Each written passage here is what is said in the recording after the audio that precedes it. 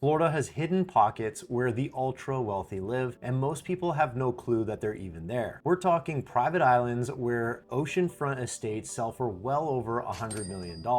So today I'm taking you behind the gates of Florida's 7 most exclusive places. The last one is the single wealthiest zip code in the entire country, and most people have never even heard of it. Names hiding behind these gates: Jeff Bezos, Mark Zuckerberg, Tom Brady, Sylvester Stallone, and even a sitting president, all paying 9 figures for one thing: total privacy. Now, let's get to the first one. Number 1 is Palm Beach Island. This is where the whole story of Florida wealth begins. Palm Beach is a barrier island that is 16 miles long. It sits just across the intercoastal from West Palm Beach, and for its size, there may not be a wealthier piece of ground anywhere in the country. Roughly 68 billionaires have ties to this one town. The year-round population is only about 9,000 people, but the combined net worth of the residents here is comparable to the net worth of entire countries. Palm Beach is highly seasonal. The town population basically doubles in the winter. You've got about 9,000 year-round residents, and then more than 20,000 snowbirds that come down for season, which is roughly Thanksgiving through Easter. That's when the galas, the restaurants, and the whole social scene come alive. And then it quiets back down for the summer. Palm Beach was essentially created by one man, Henry Flagler, John D. Rockefeller's partner in Standard Oil, who ran his railroad down here in the 1890s and built the grand hotels, including the Breakers, turning a quiet barrier island into America's original winter resort for the wealthy. The town was incorporated in 1911, and that same old money DNA never really left. Palm Beach Island is also home to Mar-a-Lago, which is probably the most famous address on the island. It was built back in the 1920s by Marjorie Merriweather Post, the Post serial heiress, as a 126-room estate, about 60,000 square feet on 17 acres, stretching all the way from the ocean to the lake. She actually left it to the federal government when she died, hoping it would be used as a winter White House for visiting presidents. That didn't quite work out, and it eventually went back into private hands. Donald Trump bought it in 1985, and currently it is genuinely the winter White House and his private club, which has reportedly reached a $1 million initiation fee. Numerous other private clubs make up a large part of the lifestyle of Palm Beach, including the Everglades Club, which is reportedly around $300,000 to join, the Breakers Private Club, which is around $450,000, and the newer Carriage House Dining Club, which has been reported around $250,000 to join, along with other clubs that don't publicly disclose membership costs. Let's look at the layout of Palm Beach, because it really breaks into a couple of very different worlds. The middle of the island is where everything happens. That's where you've got the world famous Worth Avenue and the high-end designer shops and restaurants, plus the boutique hotels and some of the island's only public access beaches, which you won't find in the rest of the island. And just up the road is the Royal Ponciana Plaza, an open-air plaza built on the site of Flagler's old hotel, home to Hermes and Cartier and a handful of great restaurants. It's a little more relaxed than Worth Avenue, and it's where a lot of locals actually spend their time. This whole stretch of the island is impressive, but it's busier and less private. Just south of Worth Avenue, you've got what they call the estate section. This is the grand historic side of the island, the Gilded Age and Mediterranean Revival oceanfront mansions on lots that can run over 2 acres. A lot of those were designed back in the 1920s by Addison Meisner, the architect who basically invented the Palm Beach look. The north end of Palm Beach changes completely. It's almost entirely residential. There are no shops or restaurants up there. It's just quiet streets lined with big old trees and tall hedges, meticulously landscaped grounds, and white Bermuda style and Regency homes set behind all the greenery. So the north end is where people go when they want privacy and a real neighborhood feel. In terms of pricing, the range is enormous depending on where you land. On the north end, a home off the water starts around $6 million. Oceanfront is a completely different game. Those estates run well into the tens of millions, and the true trophy properties have traded for over $200 million. On a per square foot basis, single family homes on the island have been selling above $3,000 a square foot. In early 2026, the average was up around $3,600. For perspective, a typical Florida home trades around the $300 a foot. So you're paying roughly 10 times the statewide number to be on the island. The average single-family sale ran close to $20 million in early 2026, up almost 20% in a single year. The founder of the hedge fund Citadel, Ken Griffin, has spent over a decade quietly buying up oceanfront parcels here, and he now owns more than 27 contiguous acres directly on the ocean. That's a bigger compound than Mar-a-Lago. Back in 2019, he paid almost $105 million for just one of those parcels, a record for the island at the time. And he's building what's expected to be a 50,000 square foot estate that some people think will be close to $1 billion when it's finished. One thing buyers don't always realize coming in is that Palm Beach is strict about what you can build. There's an architectural review board they call ARCOM, and they have real say over renovations and new construction, especially on the landmarked homes. It's a big part of why the island has kept its character for 100 years, but it's also something you need to understand before you buy a fixer-upper or a teardown. And then there's the practical side, which matters more than people expect. The no state income tax in Florida is a big reason why so many people have moved down here, and you're only about 10 minutes from Palm Beach International, so you can be landing in New York in under 3 hours. For a lot of buyers, that mix of privacy, weather, and tax treatment is the right combination. If you love Palm Beach, but you're not looking to buy in that 9-figure level, there's always a way onto the island. A condo in the middle of town or a smaller home in the north end can get you the Palm Beach address without needing $200 million for oceanfront. Number 2 is Manalapan. Manalapan is tiny. You could drive through the whole island in about 2 minutes, but it might be the most concentrated wealth anywhere in the state. And what makes it special is the geography. It sits on a narrow strip of land with the Atlantic Ocean on one side and the Intracoastal on the other. So a lot of these estates have private beach frontage on one side of the property and deep water dock access for a yacht on the other side. You really can't replicate that. In early 2026, the median listing was in the low 20 millions, and the top end of the market was north of 50 million. The founder of WeatherTech bought an estate here in February 2026 for $68.3 million. And at the time, that was the most expensive home sale in the entire country that month. A 2-acre ocean to lake property. The main house is around 16,000 square feet, and it has a spa, a theater, 2 bowling alleys, a cabana down on the beach, a 150-foot dock, and a private underground tunnel running from the house out to the sand so you never have to cross the road. And in April 2026, buyers paid about $52 million for another ocean to lake estate just down the road. On a per square foot basis, the oceanfront estates here have been trading anywhere from about $2,000 up to $3,400 a square foot, depending on the lot and whether it's new construction. But honestly, in Manalapan, the per square foot number almost doesn't matter. What you're really paying for is the land, the width of the lot, the water frontage, and whether you've got that rare ocean to intercoastal setup with deep water dockage. Larry Ellison, the founder of Oracle, recently bought a property here, and over the years, you've had names like Billy Joel and others tied to the town. The feel of Manalapan is more subtle. People who want that ocean to intercoastal scale without being in the spotlight. There's one resort, the O Palm Beach, but otherwise it's mostly just gated estates. If you're looking at this area, the more attainable foothold is the Point Manalapan section on the intracoastal side. You're still in the same town, still gated, still have dockage, but you're not paying the direct oceanfront premium. Real quick before we keep going, if we haven't met, I'm Joel Poulin, and if you're enjoying this content, give me a like and a follow. I post videos like this breaking down the latest trends and how the market actually works. Everything we've looked at so far is on the Atlantic side, but here's something that might surprise you. The single most expensive home sale in America last year didn't happen on this coast. It happened on the other side of the state. Number 3 is Naples. Naples is the Gulf Coast, and the neighborhood that you want to know about is Port Royal. Tom Golisano, the founder of Paychex, Richard Scholes, the founder of Best Buy, and actress Jane Seymour have a place here, as well as the former T-Mobile CEO John Legere, who sold his Port Royal home here a while back for almost $47 million.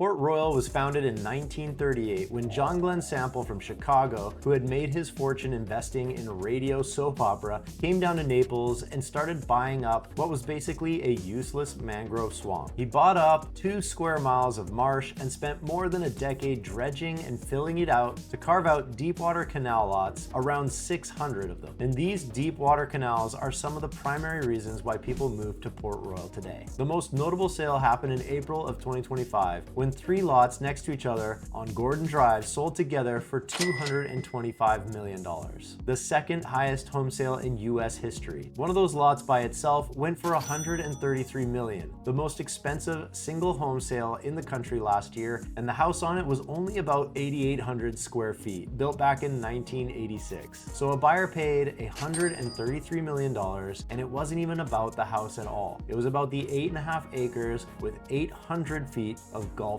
frontage. The median in Port Royal runs around 16 million. Though the more recent single-family sales have been crossing 23 million, and the per square foot number is right back near its all-time high, somewhere around $2,300 to $2,500 a square foot, up roughly 36% in a single year. What you're really paying for is the water system. Port Royal has deep Gulf to Bay canals, so you can keep a serious boat behind your house and be out in the Gulf quickly. That kind of boating infrastructure can't be built new anymore, which is a big part of why the values hold the way they do. The social scene includes the Port Royal Club, and to apply, you have to own a home in Port Royal, and you've got to do it within 90 days of buying the house. Historically, the initiation ran around $100,000 plus annual dues, and they're actually in the middle of a roughly $100 million clubhouse rebuild right now. Beyond that, you're just minutes from shops and restaurants of Old Naples. A lot of buyers are drawn to this coast specifically because it's quieter than the East Coast, the Gulf is calmer, and you get beautiful sunsets, and it feels a little bit more low-key, with the same no income tax advantages. If Gordon Drive is a little out of your range, then the neighborhoods right next door, Aqua Lane Shores and Old Naples, give you a lot of the same boating access and walkability at a lower entry point. All right, let's get to number 4 on the list, and that's Jupiter Island. Jupiter Island sits just north of Palm Beach, and it consistently gets ranked amongst the most affluent communities in the United States. And yet most people have never even heard of it, which is honestly the exact reason why residents like it there. Tiger Woods built his home there with a private practice facility and short course on the property. Legends like Greg Norman, country music star Alan Jackson, and previously Celine Dion had custom oceanfront estates here. It's a barrier island about 9 miles long and really narrow, sitting between Jupiter Inlet in the south and the St. Lucie Inlet in the north. It's regularly called one of the best stretches of beach in the entire country.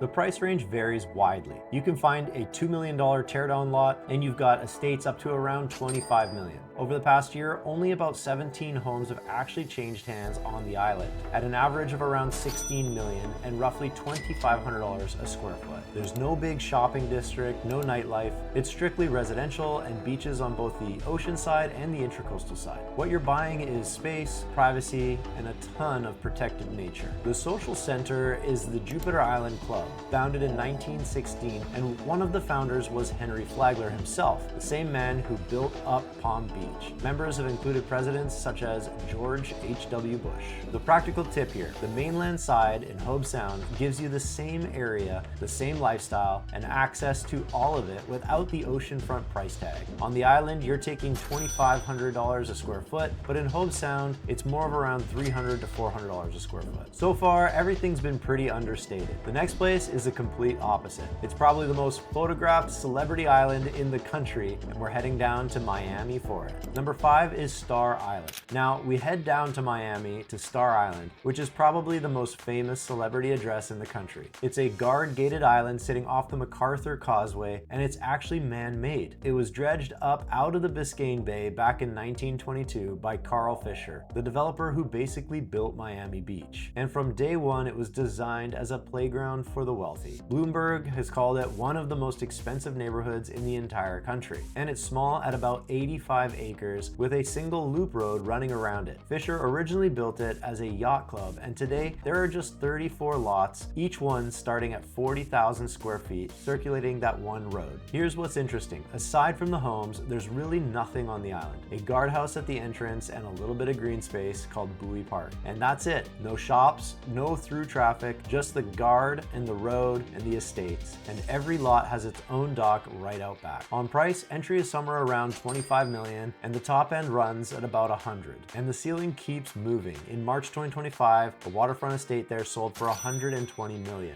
a Miami area record. Here's the interesting part of that one. The seller, a developer who had bought the exact property back in 2009 from Shaquille O'Neal for $16 million. So in about 15 years, it went from 16 million to 120. That's the kind of appreciation that this island has seen. And the Hall of Fame resident list has included Gloria and Emilio Estefan, Jennifer Lopez, Sean Combs, Sylvester Stallone, Shaquille O'Neal, and more recently you've got Ken Griffin, the same Citadel founder buying up land in Palm Beach with a big compound here, plus rapper Rick Ross and Lennar's chairman Stuart Miller. So this is where celebrity and money really overlap. It's got that South Beach energy, but behind a guardhouse. And the homes themselves are what you'd actually picture. Big waterfront lots, private docks where people keep yachts, and unobstructed views across the bay to the downtown skyline. If you like the idea of a guard-gated island in Biscayne Bay, but not Star Island price, look at Venetian Islands right nearby. You can get in starting at a few million, or the Sunset Islands, which are pricier with estates up to the 20s, but still a long way below Star Island money. Number 6 is Indian Creek. This is the one that a lot of people have read about. Indian Creek Village is what the press nicknamed the Billionaire Bunker. It's a small island in Biscayne Bay, and the thing that makes it unique is that it's its own town. It has its own government and its own police force and patrols around the clock by land and by boat. There's one guarded bridge in, and visitors have to show ID and sometimes even a vehicle check. And here's how the island is actually laid out. The entire center of it is a golf course. The Indian Creek Country Club takes up the middle of about 300 acres. Roughly half of it is fairways, and the homes circle around the edge, each one backing onto either the water or the golf course. There are only about 40 home sites total, and somewhere around 80 residents. It was originally a mangrove forest until a group of businessmen turned it into a country club back in the late 1920s, and it was incorporated as a village in 1939 with all 17 residents. As for who's there now, Jeff Bezos has spent over $230 million buying up multiple properties there since he moved to Florida. Mark Zuckerberg has paid a record $117 million for a compound that closed in early 2026, and that was for an unfinished house that had been asking $200. It became the most expensive home sale in Miami-Dade history. Tom Brady, Carl Icahn, Ivanka Trump, and Jared Kushner, they're all island residents too. Homes start above 50 million and waterfront parcels have gone for over 100. But at this level, people aren't really buying square footage. They're buying the total privacy and security that you genuinely cannot get anywhere else. Realistically, this is not a where you can get in situation. It's about as an exclusive address as exists in the country. But if you want to be in that same stretch of Biscayne Bay luxury, Bal Harbour and Surfside nearby are the more accessible versions of it. So you'd think that's the top of the list, right? But there's actually one more. It's smaller, it's quieter, and statistically, it's the richest zip code in the entire country. And here's the kicker, you can't even drive there. Number 7 is Fisher Island. Fisher Island zip code 33109. Year after year, it comes in as the single wealthiest zip code in America. And the detail that makes it almost hard to believe, there are no roads and no bridges to get there. The only way on or off the island is by private ferry, your own boat, or helicopter. The ferry runs every 10 minutes around the clock, and the ride is about 7.5 minutes. And the story of how it got there is one of my favorites. Back in 1927, the developer Carl Fisher traded part of this island to William Vanderbilt, and what he got in return was Vanderbilt's yacht, a 265-foot yacht. Vanderbilt built a Mediterranean estate out here, and that estate is actually the heart of Fisher Island Club today. So this whole place essentially started with a man trading an island for a boat. The median home is around 9.5 million. The new penthouses at developments like 6 Fisher Island